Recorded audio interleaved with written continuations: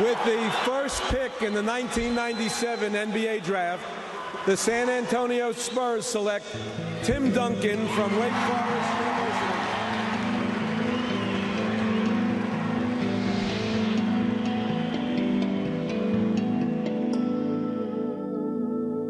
As soon as we drafted him, as if it was a tough choice, we took a lot of phone calls.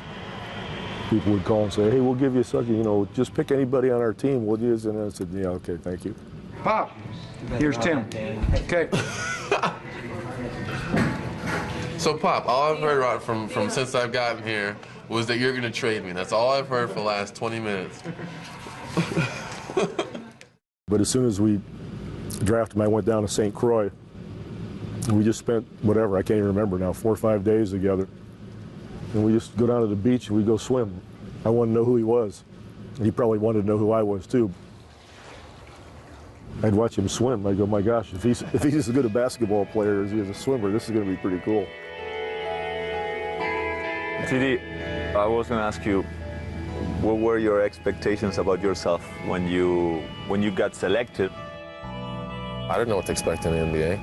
I didn't know if I was going to be good or average or bad or what it was. Right after I get drafted, Pop's like, there's summer camp. Do you want to go play?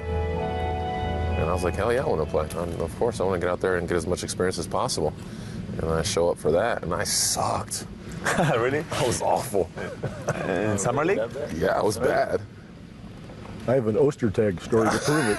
I was bad. First of all, you know, the #1 draft pick doesn't often go to the summer league. So I knew we had somebody with character. And one of the first times down the court, Timmy went to get a shot, and Ostertag sent it like in the 10th row.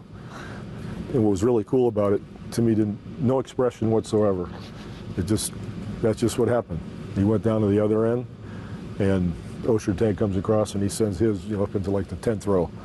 And didn't change his expression at all. You guys know how I love that. So I knew that we had somebody that was a hell of an athlete, that had character, that, you know, wasn't going to be beating his chest and doing all that silly stuff.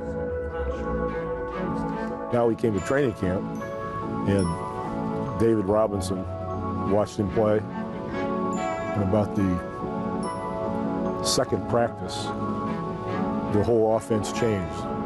David was now in the dunker spot, and Timmy was on the block catching the ball, and David never even said a word. It could be, you know, his team now, and it's a great chance for him to do it. It's, you know, training camp, it's time to come in here and really establish yourself. And everybody would always ask him, what did you do to David? What did you say to David to buy this? You know, this new kid comes in, and all of a sudden David's not getting all his touches. And I just told the truth. Nothing. Never said a word to David. And Timmy just grew and grew from there. The San Antonio Spurs win their first ever NBA championship. Tony, when you got here, did you know right away that you could win? Or you were like, I don't know what's going on? I don't know anything, dude. Yes, I did. You know he could win. Yes, I did. I watched the NBA a lot when I was in France. I wake up at 3 in the morning, and my little brother, his favorite player was David Robinson, because he didn't want to be a Bulls fan, because me and TJ, we were Bulls fans, so he was a Spurs fan, and he loved David, and David came to France, and we went to see him play, and he hugged me with my brother like this. We always watched the Spurs on TV because of him. So I saw the 99 when he won the championship and stuff like that, so when I got drafted, I was like, man, life is funny. Yeah, people! Comment allez-vous? Ça va bien. Ça va bien. How long before we gave him the ball and said, you're the point guard? Oh, 5 games. 5 games. My rookie year. Oh, that's scary. I was scared. I was scared when you told me you starting, because I knew TD was very close with Antonio Daniels. And I was like, man, Pop's doing this after 5 games. Timmy's going to hate me. He's never going to talk to me. He looked at me with a raised eyebrow like, Are you serious? What are you doing? I was scared of how he was going to react. Like, I felt like I was ready and I was ready to take the challenge, but I was worried of how he was going to react. And I don't know if you remember that Papa was like, "Are you sure Timmy is okay with it?" Like, I don't know if you remember that. I was like, "You sure he gave the blessing?" Because Timmy will be fine. Yeah. Timmy will be fine. He'll figure it out. He allows that kind of stuff to happen. I help you, you help me, you know?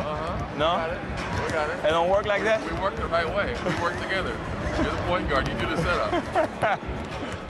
Could you tell he had something in him first season? Or not really? No, I mean, he was a little skinny kid. He was fast. He could score. I don't know if he could be a point guard. Timmy, right side. He was 19. I know, but Avery was our point guard, and Avery was a point guard. Yeah, a point guard. He controlled everything and told everybody where to go. I remember Pop when I first arrived. He was never let the ball go. I want you to be like Avery Johnson. And me in my head, no disrespect to Avery, bro. It's like, I don't want to be Avery Johnson. I want to be better than Who's the other guy, though? John Stockton. Stockton. You know, you show me a paper and you say John there. Stockton, and you're here, and you're here, and we like to be in the Here's a true point guard over here. The other end of the scale, this is you, Tony. You're over here. Whatever you are now. Yeah, my goal is, I don't want to make you John Stockton, but I like to bring you here, which is the most difficult place to be, really. Find that happy middle. Nice pass, Tony Parker. Good job, Tony.